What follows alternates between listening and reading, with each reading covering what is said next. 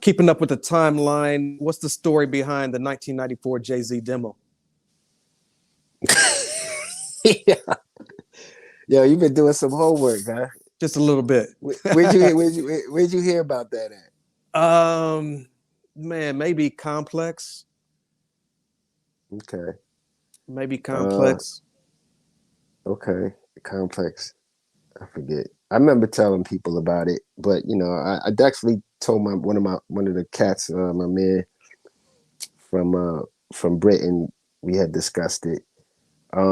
But yeah, so Jay Z was supposed to come to Loud, man. Like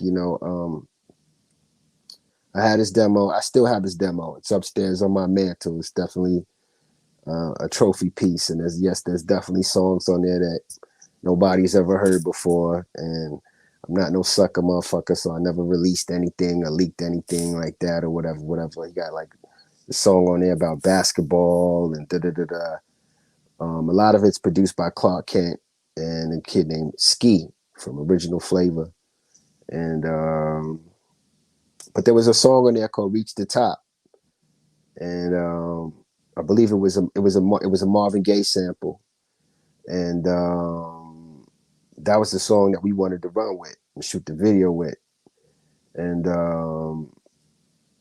you know, so many stories go down over the years as to why it didn't happen. But I always say to people, like, that's the only time that I can remember that me and Maddie C ever wanted to sign somebody and the deal didn't go through or it didn't happen. Um, Later on, I always thought that Steve always used to run some story about something about RCA was in transition and they didn't want to do the deal, which was bullshit.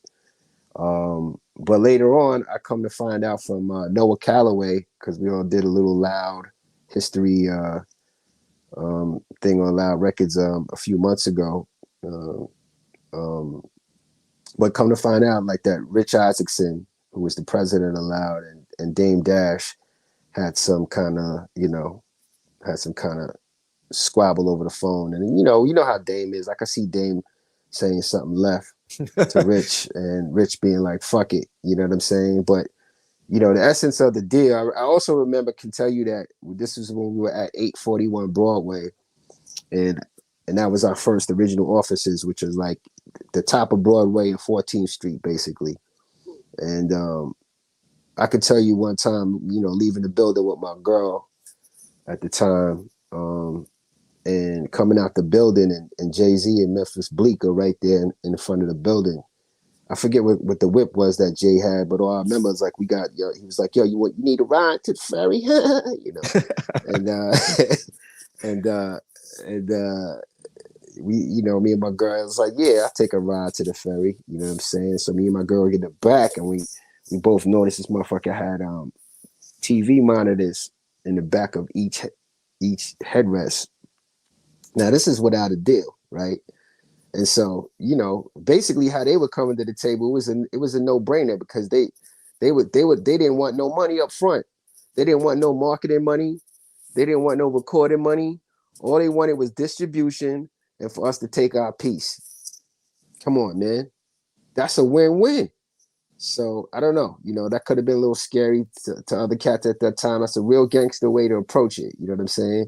Right. So whatever, the deal didn't go through, and eventually they wound up. Forget who originally they signed with. Priority. Priority got the original Reasonable Doubt record, and so by the time when they left Priority and did the deal with Def Jam, they took Reasonable Doubt with them, Right.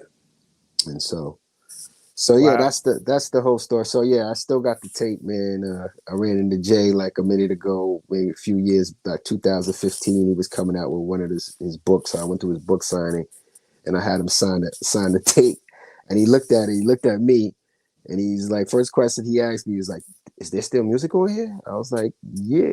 And he wrote "The Holy Grail," Jay, Dope. whatever. And yeah, so yeah, I still got that. Very dope.